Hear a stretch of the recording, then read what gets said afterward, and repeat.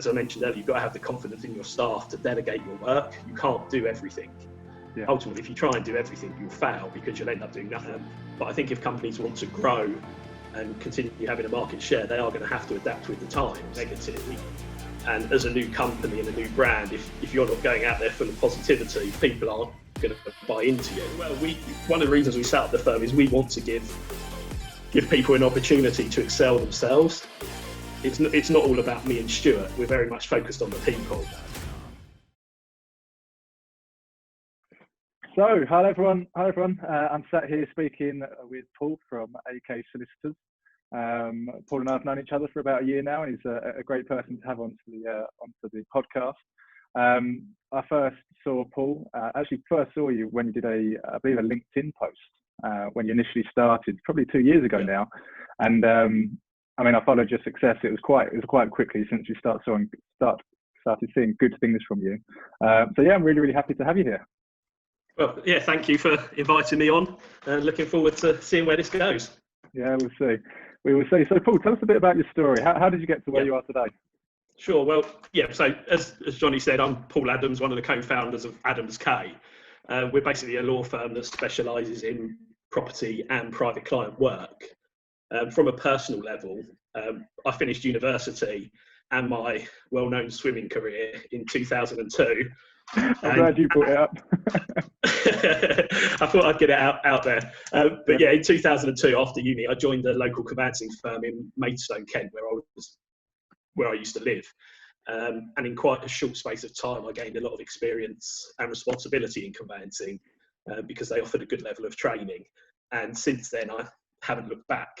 From my last firm, I was working there for about 3 years, when in May 2018, I decided I needed a change. I was running their London office, which I'd helped grow quite considerably in size, but it still felt like I didn't have full autonomy, and it was quite limited.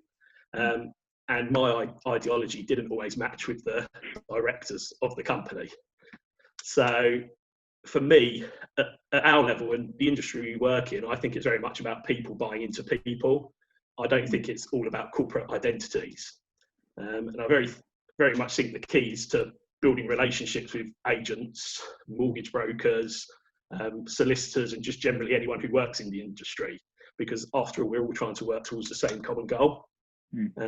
But the firm I was working at, they had a sales team who went out and met the agents, met mortgage brokers. So that relationship between lawyers and the introducers started to become a little diluted. And I didn't want to lose that personal aspect, because I think that's one of the most enjoyable parts of the job as well. Yeah.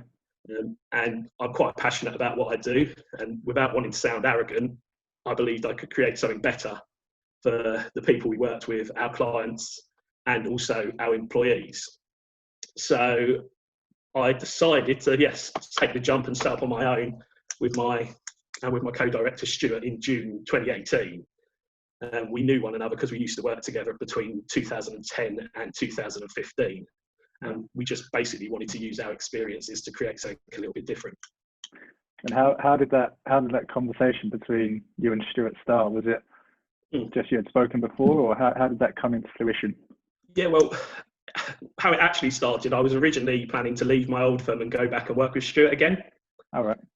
And there was going to be a slight restructure at the firm he worked for. Yeah. But ultimately that didn't happen. And we spoke one night and he was quite frustrated about it. So I said to him, look, why don't we just set up on our own? Yeah. And it basically just grew from that. An idea that you got more excited about. Yeah, quite. And because I'd already handed in my notice at my old firm, we had to set it up pretty quickly because, in essence, I was going to be unemployed in 3 months. Yeah. And I think it was really interesting what you just said about, I guess, the people side to all of it. And it's actually one of the reasons that I started this podcast was because I feel sometimes there can be a massive disconnect between people in the industry. I've definitely seen a change to it, especially during the coronavirus, this sort of time, because a lot of people are, I guess, communicating well with each other. But in the jobs that I've had before, when I worked for an online estate agent, you know, when I was speaking to solicitors, it was almost as if we were against them and they were against us. We weren't sort of singing from the same hymn sheet. And I guess that is probably different in different firms and different agencies who have different focuses. But yeah, there's a definite disconnect, and I still see it today, which is why I wanted to set this podcast up, sort of, I guess, bring people together in whatever way that may be. But it's really interesting to hear you start the story, and I guess it was a necessity that you started your company then. Yeah, definitely. Because we spend so long building up these relationships. Yeah. And I didn't want to undo 15 years of good work in the space of a couple of years from not having that immediate contact with people anymore. Yeah. And I still get told by people that an agent might bring up a solicitor, and a solicitor just doesn't want to talk to them because they don't see them as being a vital component in a deal. Yeah. Whereas we want to work with estate agents because we know they can help us progress deals or chase people down and help us resolve problems. So everyone does need to work together. We're not in litigation where it's a conflict. We are all trying to get people moved. And I think it's, I've seen your posts on LinkedIn. You always do your testimonials, and I think it's quite evident that you are, I guess, one of the solicitors that does work with agents quite well. Would you say that's part to do with your success of the firm? Yeah, I think myself and my co-director Stuart, we've been in the industry a long time, and we've built up a lot of supporters and contacts. And ultimately, our growth has been partly down to them with their support and encouragement. Yeah. Because without them, the work you can get in is limited. As a new firm, we're not going to get a lot of work from word of mouth from clients or existing clients. It was all coming from our introducers. So I think our personal brands have paid dividends in terms of getting the work in and being able to grow. Yeah, absolutely. And do you think that did that give you confidence when you started the company, knowing that you had that strong connection with some of the agents that you'd worked with? Yeah, I think without that, knowing that we had those contacts, we wouldn't have been able to start the business up. And even on day one, when we first opened, it was myself and Stuart in a room. And, we didn't know whether the phone was going to ring or whether we were going to get an email. Yeah. But thankfully, from day one, the work started coming in. And I think, it's a testament to the personal service we've given over the years. And I now think that flows through our team in terms of helping us grow, because obviously we've got to a size now where me and Stuart can't do all the work ourselves. No, of course. We have to put faith in the people we've hired to be able to carry on the work ethic we've always worked by. Yeah, that's really interesting. And I know that you just before the lockdown, you just got yourself a new office to expand that even further, didn't you? Yeah. Just before the lockdown, we basically moved into and renovated our fourth office in the building we were in. Oh, amazing. So it was really good at the time, but we've got quite a big space now to fill. But I suppose it will certainly help with social distancing when we all go back. There'll be plenty of space for people to sit 2 meters apart. Yeah, that's it. But the good thing is, as we continue to grow again, which we will, it's nice knowing we've got that space to move into. Yeah. We don't have to limit ourselves in growing on the basis of not having enough, desks or seats for people to sit in. Yeah. Well, it's definitely a good problem to have. Yeah, definitely. So obviously there was that part of it to see. After, I think it's a year into seeing you grow, mostly just from a distance, seeing you on LinkedIn and seeing the progress that you had. It was quite evident that you were doing well. Apart from the sort of the people side of it, what else would you say? I guess for anyone listening that's maybe thinking about starting up on their own or has got a firm that they want to sort of grow, what else would you say helped you in your growth? What sort of maybe the mindset or the things that you did? Yeah, I think as you mentioned, the mindset, you've got to be confident in what you're doing, because ultimately, if you don't have confidence in your own convictions, no one else is going to either. Yeah. And I think people can read whether someone's positive or negative. And as a new company and a new brand, if you're not going out there full of positivity, people aren't going to buy into you. Yeah. One of the biggest problems, and I'm sure you'll find this, is when you're ultimately at the top, being the owners, sometimes it can be quite lonely in terms of who you've got to bounce ideas off and absolutely who you've got to support your ideas. But ultimately it's having courage in your convictions. And I think if you work hard enough, and you've worked hard enough over the years, then you will be a success. Because everything is within your control. I don't think other people can come and take it away from you. No, I agree.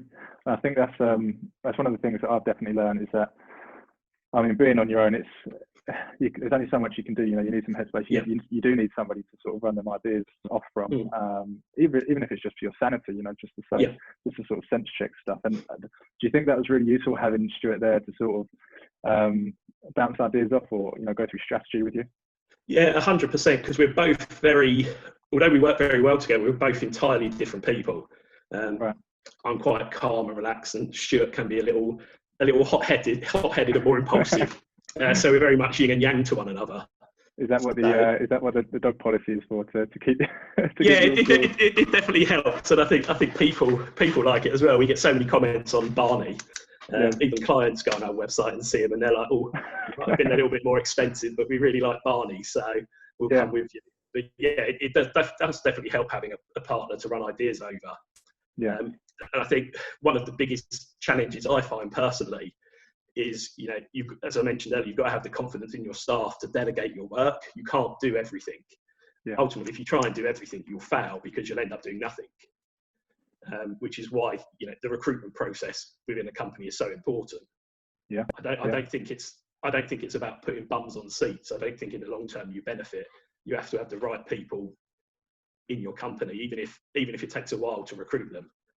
Yeah, I was going to say, so how have you found people in the past? What is it you look for in people individually? Because I think a lot more nowadays, obviously, I think within your industry, you need to have somebody who's qualified or looking to qualify. But I read a lot of the reading that I do, and when I was hiring people in my old company, we were very much more swayed between sort of, I guess, their personality rather than what they wrote in the CV.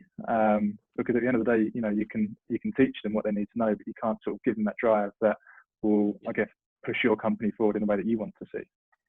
Yeah, 100%. You pretty much took the words out of my mouth there.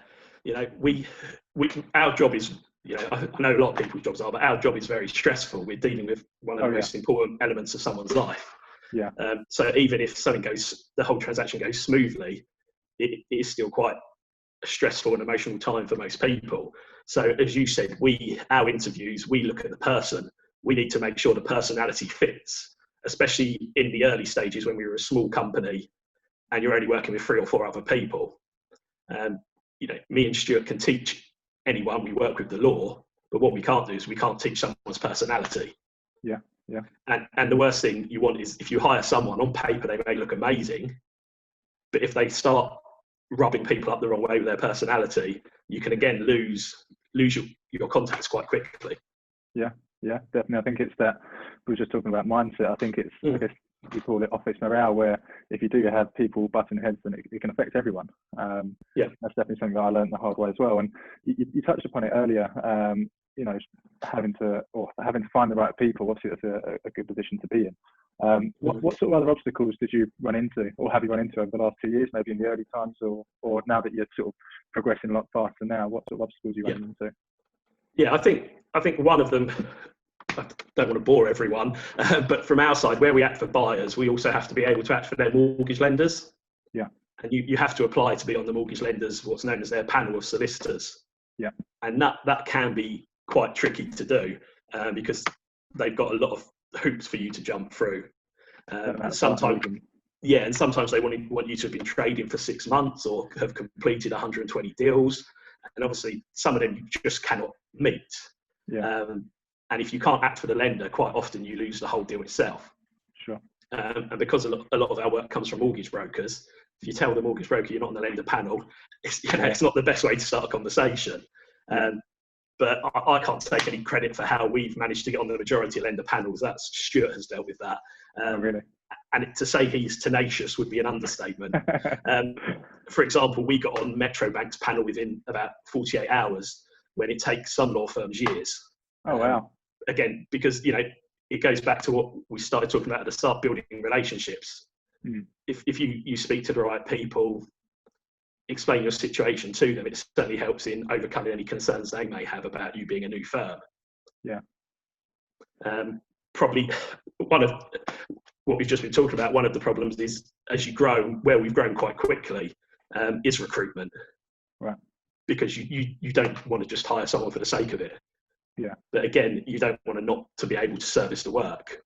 And how are you distributing them into different areas? Is it you're working a lot, you're taking on almost too many cases, so you bring somebody in to do that, or you getting people out there to get you new work, or how does that work? Yeah, what our growth has always been organic. It's all come from the introducers we built up over the years, and people other introducers they've recommended. For want of a better word, we've never gone out and pimped ourselves to the high street. We haven't had to go out there and try and get new work, we've been in a fortunate position. But what we've always tried to do is we monitor very closely on a day-by-day basis how much work's coming in. So we always try and get staff members recruited before we see a sharp rise in the work. Sure. Yeah. So far, touch wood, our service levels haven't been affected by how rapidly we've expanded. And I guess that's a problem that you sort of spotted ahead, because I think that the thing with solicitors as well, if you've got an agent referring to you, and the service could be great for months, even years. Yeah. As soon as you have a few cases slip up, I know from experience working with agents that they can be very quick to sort of just move on to a new solicitor, and then all of a sudden you've got that business. Yeah, 100%. Ultimately, they've got to protect their own business as well. And if they're referring clients to a solicitor and the service isn't good, the client will ultimately go back to the agent and blame them. So they have to protect their interests as well, which is what we appreciate. So we do we do focus very much on our relationships, not only with our clients but our introducers like estate agents, because it's at the very core of our business. Yeah, and so obviously with bringing new people in, I guess taking some of the work that you were previously doing, how has your role changed within the company? Yeah, I think me and Stuart now spend a lot of our time planning how the business grows and the processes for growing the business, and also being responsible for the general risk management of the firm. So although my introducers will refer work to me, I still do have an active caseload, but when I delegate the work out to one of our team, I'm still involved in a lot of the process, being copied into most emails. So it's just about managing the risk as opposed to day-to-day running the file. Sure. And I guess that's a good way for you to keep your sort of pulse in the company. Making sure you do definitely. Standards. Yeah, we work in an open plan office, so we all know and hear what's going on. We're definitely not a closed door policy. I think the day of solicitors all having their own offices has long gone. If you're a junior member of team and I'm sitting in an office with my door closed, it's a lot more frightening for them to come and knock on a door and disturb me than it is if they can see, I'm three desks down from them and approachable.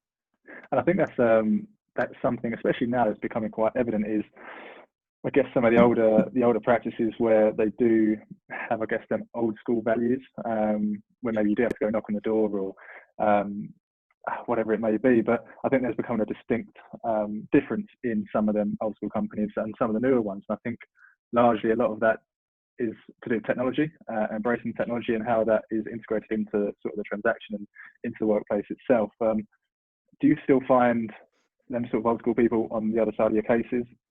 Yeah, we do still have them. Like, by all means, each to their own. There's a place for everyone in the market. But I think if companies want to grow and continue having a market share, they are going to have to adapt with the times. We still receive a lot of, one-line letters that could have been sent by an email. Yeah. Or we chase someone up for an update and they respond, "Oh, my secretary's just typing the email I dictated to her yesterday." When they could have simply typed the email themselves. So there is still a lot of people who work in quite archaic ways.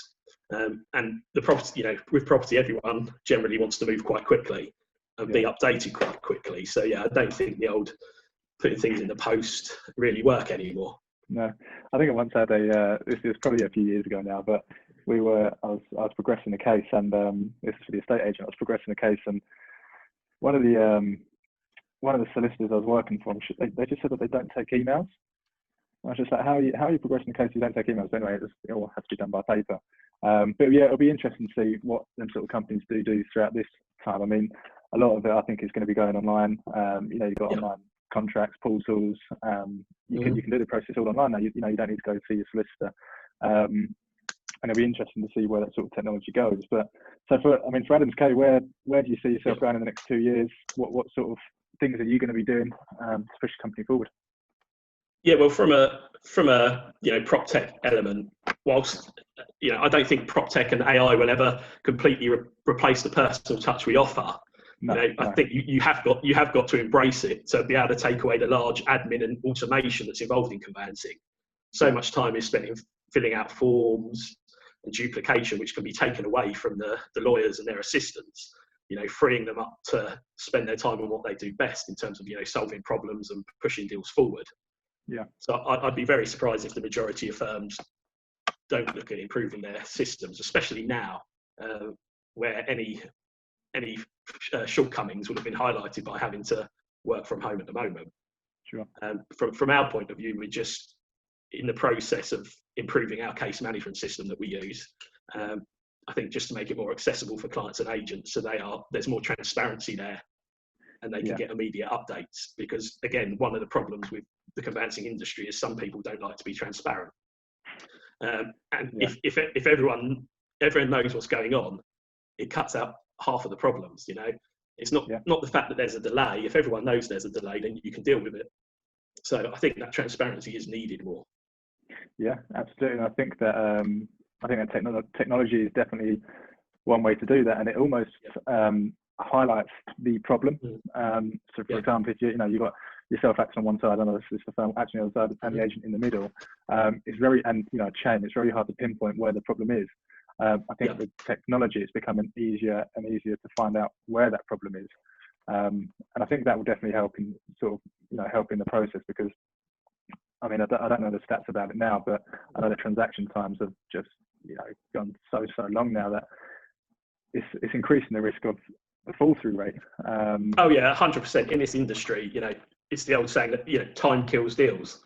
Yeah, I think the stats. I think before COVID they were up to about 14 to 16 weeks to complete a transaction. When you should be looking at 3 to 4 weeks. There's no reason for it to take much longer than a month or 6 weeks. What do you think? What do you think the main cause of that is?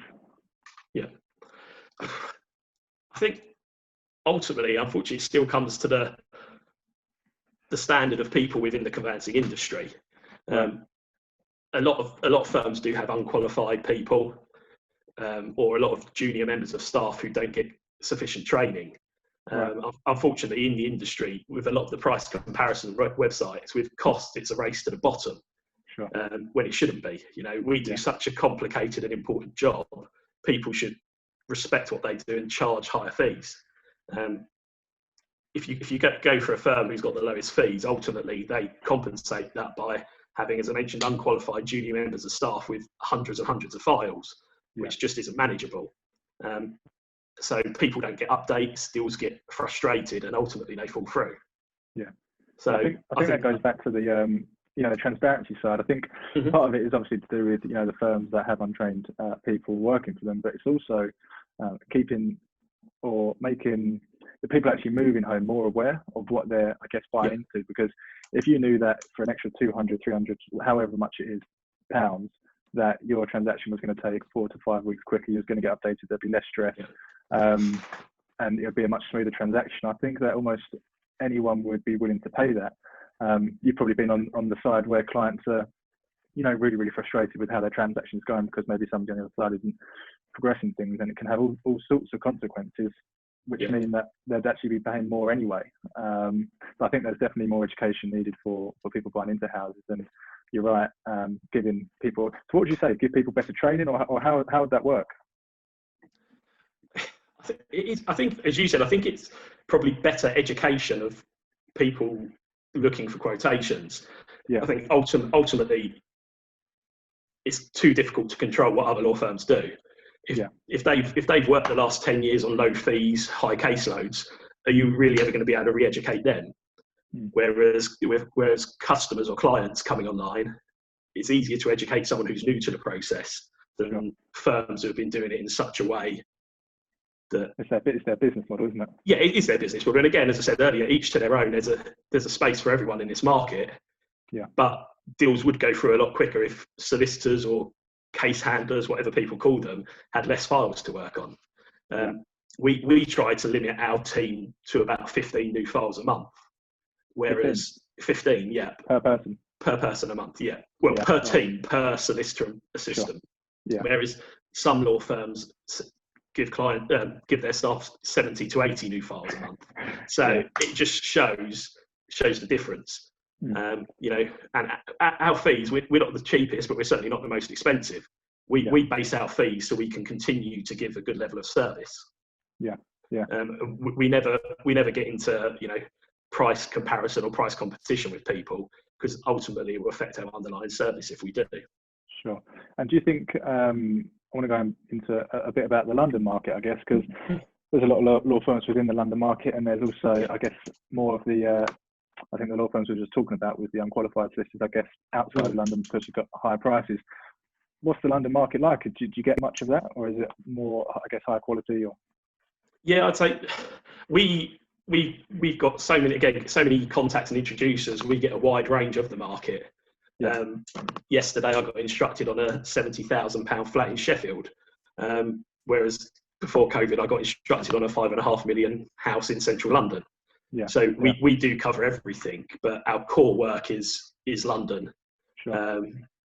I'd probably say, you know, between £500,000 and £1 million is the biggest volume we see.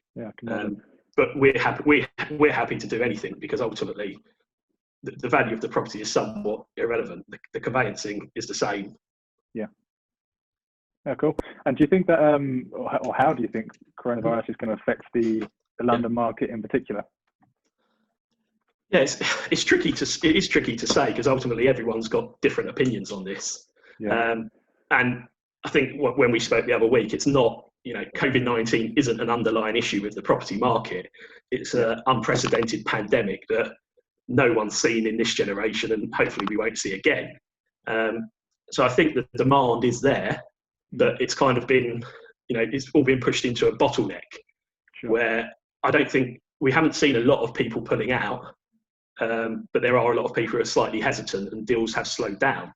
But I think once that confidence for buyers and sellers does return, then, you know, I think the pent-up demand will be unleashed, and we could see volume deals that exceed, you know, the Boris bounce post-Brexit. Because ultimately people still want to move, and people still need to move. You know, people still want to go into certain school catchment areas. Some people want to downsize, some people want to upsize, so that will still happen. And in the long term, bricks and mortar, as everyone will tell you, is always a sound investment. So I think we just need a bit more good news in the industry as a whole, and then I think the market will get kick-started. The government today changed their guidance on the definition of home workers to include surveyors.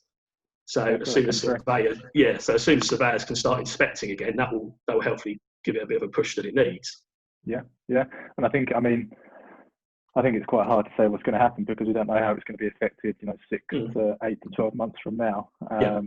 And like you say, it's not the main problem. I guess it's everything coming together at once. I mean, it's really interesting to know that London's always a bit of a different market compared to the rest of the country. So it'll be interesting to see, you know, what happens there. So what's your goal with the company? Is it like a long-term thing for you? Is there anything you want to achieve specifically? What's your sort of underlying mission? We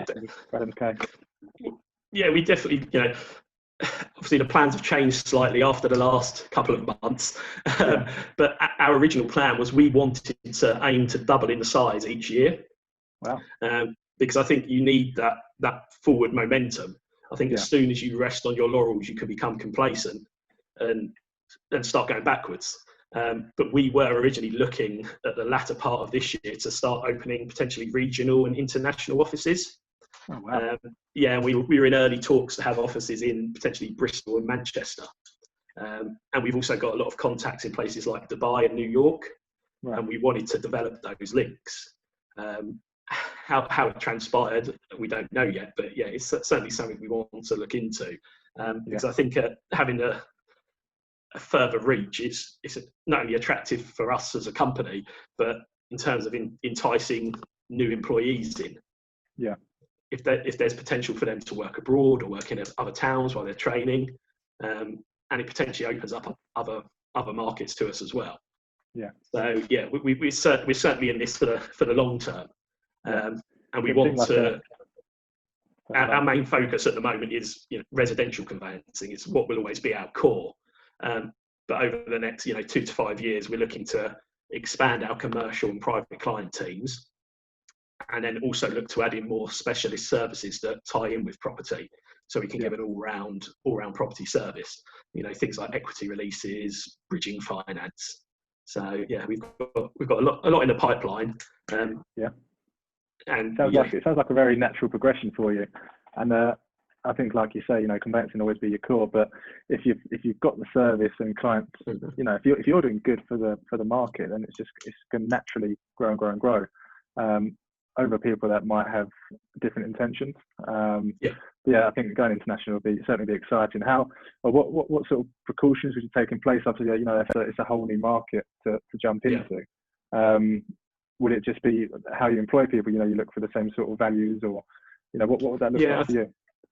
I think we'd have to find people we trust out there, because that's what it ultimately will come down to. We're putting trust in people to promote our brand when we're not there day to day. So I think it will take quite a bit of due diligence on our behalf on those people. But as I mentioned, we do already know people in those areas, so we've got a slight foot in the door there, with people we've worked with for a number of years who we hope we could rely on. I've been pushing for our Las Vegas office, but I bet you are. it's not been getting too much support either from Stuart or my partner either. So yeah, I'm sure that you'll probably be the only one working out there. Well, yeah. But no, I think as well, one of the reasons we set up the firm is we want to give people an opportunity to excel themselves. It's not all about me and Stuart. We're very much focused on the people within the company. Yeah, quite. A lot of law firms, you'll hear people say they always reach a glass ceiling where they can never progress any further. Whereas, me and Stuart don't want to be the only directors. We want people to progress through the ranks and become directors as well. Because ultimately, if other people succeed, me and Stuart will succeed anyway. Yeah. So we are very focused on pushing and developing people. We've already got three trainee solicitors who we're helping develop, and hopefully they'll qualify next September. Amazing. Yeah, I think that's when you get people, they need to have a clear sort of, I guess for them, like you say, if they are driven within their nature, they're going to want a natural progression. I think that's the thing within law firms. It can be quite clear progression through to directorship. And it's definitely going to push them to do more. But that all sounds really, really exciting. I'm really excited to see what happens in the next few years after seeing your success for the last 2 years. But before we wrap this up, I just want to go into a bit more about your swimming career and how and where it ended. Yeah, I used to swim in my early teen years when I was a little more. People who have met me when I was a little more nimble and trimmer, maybe. Streamline. That's probably the best one. So yeah, I used to swim competitively up to I was about 16. Oh, cool. And I even represented Kent at swimming. So wow. What sort of swimming was it? My speciality was backstroke. Ah. Yeah. So looks could be deceptive these days, Johnny. Yeah. It says in your website. I'll have to show you my cupboard full of medals and trophies one day. That sounds good. Well, look, it was an absolute pleasure to have you on. It's been great seeing your progress, and it's a real honour to have you on here and chat about the success and what it is that got you there. Is there anything else you'd like to say to people perhaps starting out or looking for new opportunities? Well, yeah, I'm happy if anyone wants to contact me. I'm always happy to be a sounding board for anyone looking to start a new business or anyone who's looking to take their first step into the legal profession. I think it's always good to have some guidance because it can be quite daunting whether you're fresh out of university or looking to change your career. There's so much out there. But yeah, I'm happy to give my details out and people to contact me. Get you on LinkedIn? Yeah, on LinkedIn. Yeah, definitely. As you said, I'm quite active on there. Yeah. Cool. Sounds good. And is there anything you'd like to share with us about your new venture, Johnny? Well, no, it's all very new, but I think the main focus for me right now is the podcast. I mean, I love finding out about, love hearing stories from people. I think that everybody has a story to tell. It's been it's one of my passions, hearing about what people have done, because it gives me I guess more confidence in what I'm doing. It gives me more inspiration. It helps me avoid mistakes, like you say, with the hiring process. Make sure that you're hiring preparation. So yeah, I mean, I'm looking forward to getting people onto this, and I'm glad that I got you on in the start for people to listen into. And, well, depending on the amount of feedback you get, which I'm sure there'll be a lot of, I'm happy to come on again soon and discuss a different topic. Yeah, that'd be amazing. But I'm sure you'll be a success in everything you do. Thanks for it, much appreciated. Well, I look forward to catching up with you next, and thanks again. Speak soon.